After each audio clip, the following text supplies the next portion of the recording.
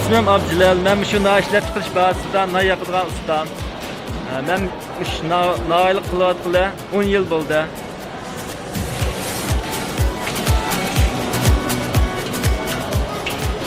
Ötken yılı 7. ayda öyde iş yok idi. Delmiş beyittemin nan işleş bazısı kuruldu. Kent Ahaliler Komiteti meni şu yerga kelib xizmat qilishimni tanishtirdi.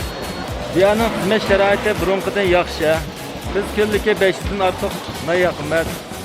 Biz nonni qancha ko'p yoqsak, maoshni shuncha yuqori olamiz.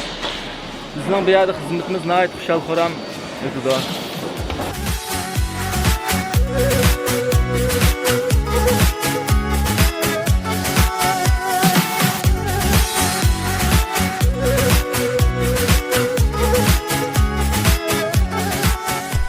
Bu mening uyim.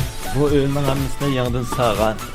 Bu uy sağgan vaqtimizda yezliq hukumatdan uy o'zgartirish to'liqlim pulni yordam qilib bergan. Nihoyat xush bo'ldik undan biz.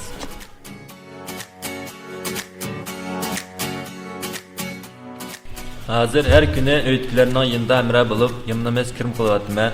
Ko'nglimda minnatdor bo'ldim. Shundaqla tirishgan o'zimga rahmat aytaman.